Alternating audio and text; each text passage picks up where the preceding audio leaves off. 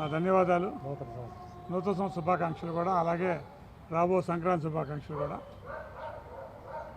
ఈరోజు రాజమండ్రి నేను వాస్తవానికి కాకినాడలో నా మిత్రుడు లేల పబ్లిక్ స్కూల్ గుంటూరులో మేము కలిసి చదువుకున్నాం.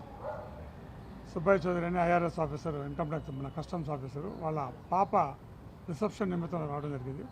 నేను ఎప్పుడు రాజమండ్రి వచ్చినా తప్పకుండా హర్ష్ కుమార్ గారిని అలాగే అరుణ్ కుమార్ గారిని ఇద్దరు కూడా, ఎందుకంటే కలవడం ఒక అది 4-5 ఏళ్ళకి అయిందాం కూడా వచ్చి ఇక్కడికి. ఎందుకంటే మేమంతా కూడా కలిసి పార్లమెంట్లో మీ అందరికీ తెలిసిన విషయమే, రాజకీయాలకు కూడా లెక్క చేయకుండా, పార్టీని కూడా లెక్క చేయకుండా, మనకి భవిష్యత్తు ఏంటని కూడా లెక్క చేయకుండా రాష్ట్ర ప్రజల కోసం ఆ రోజు సరే అది సాధించామా లేదా వేరే విషయమే, బట్ ప్రజలకు పక్షాన నిలబడి ఆ రోజు అన్ని విధాలు కూడా పోరాటం చేయడం జరిగింది. అందుకని ముఖ్యంగా నాకు ఎందుకంటే హర్ష్ కుమార్ గారు అన్నా అరుణ్ కుమార్ అన్నా వారు ఇప్పుడు మాలాంటి వాళ్ళంటే కొత్తగా రాజకీయాల్లోకి వచ్చాం, వాళ్ళు కింద స్థాయి నుంచి రాజకీయాల్లో ఉన్నవారు.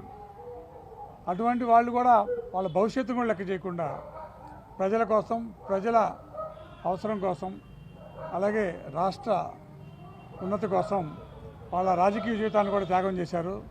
నమ్ముకున్న పార్టీని అంటే ఆ పార్టీలో పుట్టి పెరిగారు వాళ్ళు, అయినా కూడా ఆ పార్టీ ఒక నిర్ణయాన్ని వ్యతిరేకిస్తూ మా భవిష్యత్తు లేకపోయినా పర్వాలేదు, ప్రజలకు భవిష్యత్తు ఉండాలని చెప్పి కొట్లాడినాడు. కాబట్టి వాళ్ళంటే నాకు అనలేని ప్రేమ, అనురాగం కూడా.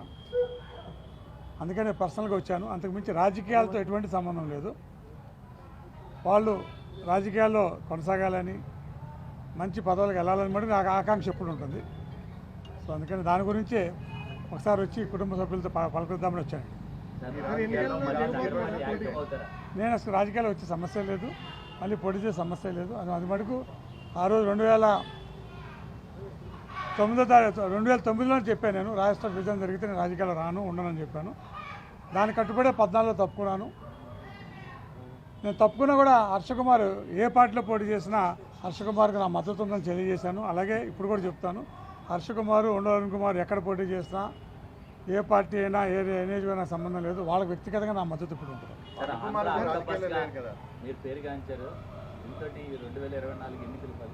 నేను అసలు ఎక్కడ నేను రాజకీయాలు దూరంగా ఉన్నాను, ఏ అంచనాలు కూడా వేయట్లేదు. నేను వెళ్ళినంత వరకు ఎక్కువగా ఢిల్లీలో, అలాగే ఉత్తర రాష్ట్రాల్లో ఎక్కువగా వ్యాపార లావాదేవీలు అక్కడే ఉంటున్నాను ఎక్కువగా. సో నేను రాజకీయాల మీద మనసు పెట్టట్లేదు. ఎవరు వస్తారు, ఎవరు ఓడిపోతారని కూడా ఆలోచించట్లేదు. అదంతా వీళ్ళకే వదిలేస్తారు, వీళ్ళు ఆలోచించుకోవాలి.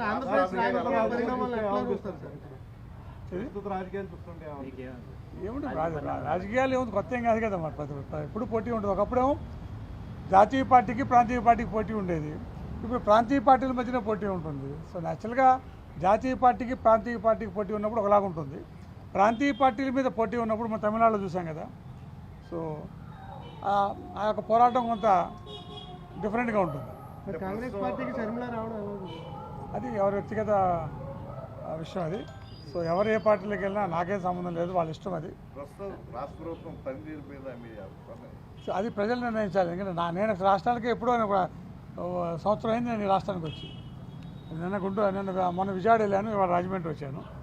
సో అందుకని పనితీరు ఎలా ఉంది, నాయకులు ఎలా ఉన్నారు, స్థానికంగా ఎలా ఉంది అని కూడా ప్రజలు నిర్ణయిస్తారు. అట్లాగే ఇంకా 2 నెలలు నిర్ణయిస్తారు కదా.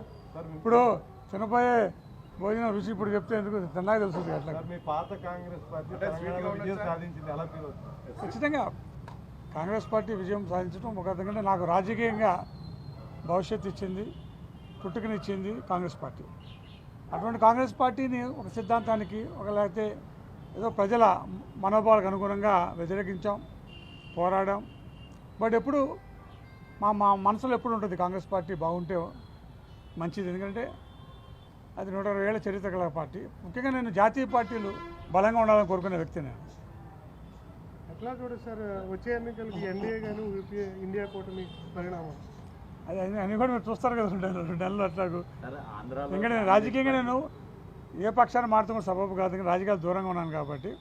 సార్ ఇప్పుడు రాష్ట్ర విభజన జరిగిన తర్వాత మళ్ళీ కాంగ్రెస్ పార్టీకి ఆంధ్రాలో ఏమన్నా ప్రయోజనం ఉంటుంది? అది ఇంకా ప్రజలు నిర్ణయించాలి, అలాగే నాయకత్వం నిర్ణయించాలి. నాయకత్వం చేపట్టే కార్యక్రమాలు నిర్ణయిస్తాయి. నాయకత్వం చేపట్టే అసలుకి అవకాశం ఉందా లేదా అనేది పక్కన పెట్టండి. నాకుగా రాజకీయాలు రావాలన్న ఆలోచన లేదు, అలాగే పోటీ చేయాలన్న ఆలోచన లేదు. దానికి మటుకు నేను కట్టుబడతాను. Okay, thank you. షర్మిలకి పగ్గాలు ఇస్తే ఏమైనా పట్టాయికి అవకాశం ఉంటుందా? అది ప్రజలు నిర్ణయిస్తారు. Thank you.